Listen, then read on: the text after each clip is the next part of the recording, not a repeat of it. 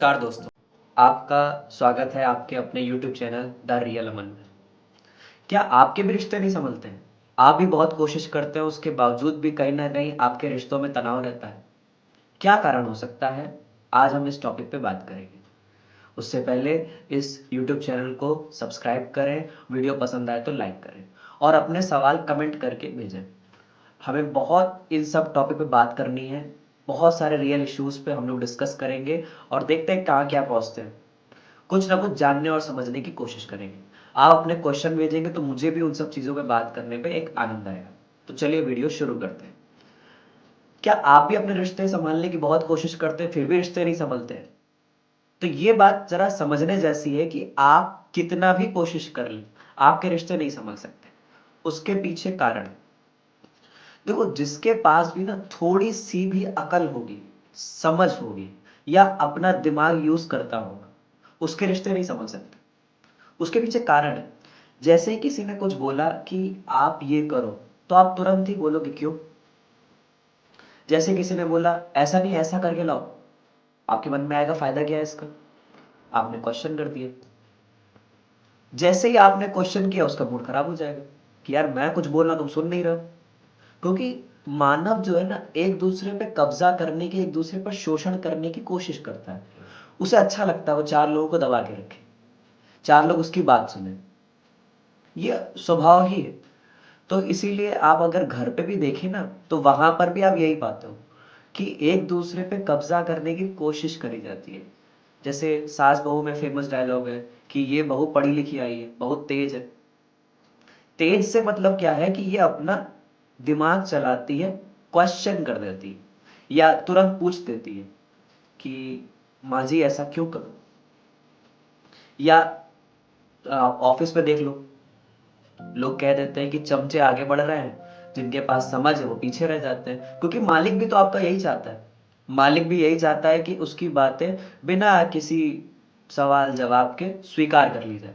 उसने बोला सूरज पश्चिम में उगता है तो आप मान लो कि हाँ भाई पश्चिम में ही उगता है। आप बाहर जाकर के चेक ना करो। बाप बेटे में क्या समस्या है? सेम समस्या ही आएगी। पिताजी ने बोला कि आपको फलाना ढिमकाना कोर्स करना है, तो आपने बोला नहीं मेरा इंटरेस्ट नहीं बनता, मैं क्यों करूं? पिताजी तुरंत गुस्सा हो जाएंगे। माताजी ने बोला बिटिया ये नहीं ये कपड़े पहनो, तो उसने तुरंत बोल दिया क्यों पहनूं ये, मुझे नहीं पसंद है, मुझे सूट ही नहीं करते। माताजी सटक गई। पति पत्नी में हो गया। पति ने बोला आज ये नहीं यह करेंगे, पत्नी ने बोला नहीं मेरा मूड नहीं है, मैं क्यों करूं? पति जी सटक गए। तो एक दूसरे पे कब्जा करने की कोशिश, ये मानव समाज का और मानव स्वभाव का एक हिस्सा है। उसे अच्छा लगता है एक दूसरे पे कब्जा करना। और जैसे ही जिसके पास थोड़ी सी भी समझ आ जाती है, थोड़ा सा भी वो शिक्षित हो जाता है, तो वो इस सब चीजों को नकारने लगता है। इसीलिए सभ्य समाज जो है वो अकेला ही रहता है। अगर असभ्य समाज है तो झुंड में रहेगा, ये पहचान। अगर असभ्य समाज है, असभ्य से मेरा मतलब जो इस शब्द का मतलब है वो ये है कि जिसमें दिमाग ज्यादा लगाने की प्रवृत्ति नहीं, जैसा जो बोला गया वैसा मान लिया गया। अगर हेड ऑफिस से आदेश आ गया ऐसा होना है तो वैसा ही होना है। आग लगानी है तो लगा ही देनी है, किसका घर तबाह हो ये नहीं देखना। तो उनका तो चल जाएगा। लेकिन अगर सभ्य समाज आ गया, जो बहुत एजुकेटेड है, जो पढ़ा लिखा है, जो हर चीज को करने से पहले सोचता और विचारता है, वो तुरंत नकार देगा। बोले नहीं क्यों करूं मैं। और इस समाज से लोग खुश नहीं होंगे और ये व्यक्ति अकेला रह जाएगा। ये निश्चित बात है।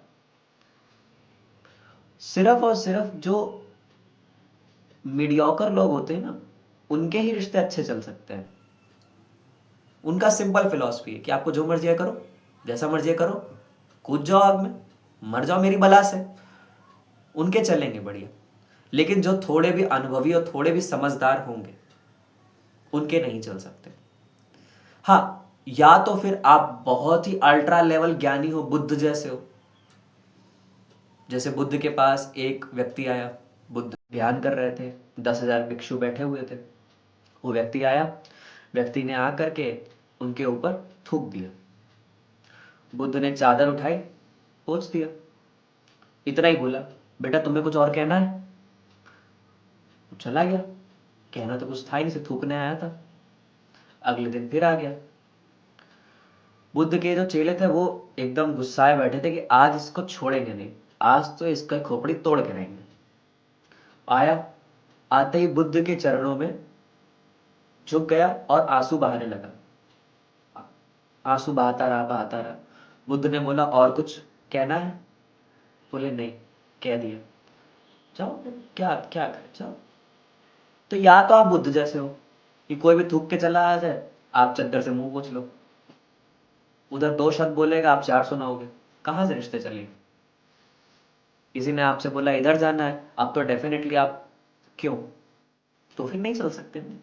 या तो फिर आप बिल्कुल ही नीचे चले जाओ कि हाँ भाई कि नहीं, आप जैसा बोलोगे वैसा सही, या तो बिल्कुल ही उठ जाओ कि मैं अपने अकेलेपन पे अब राजी, मैं समझौते नहीं करूंगा।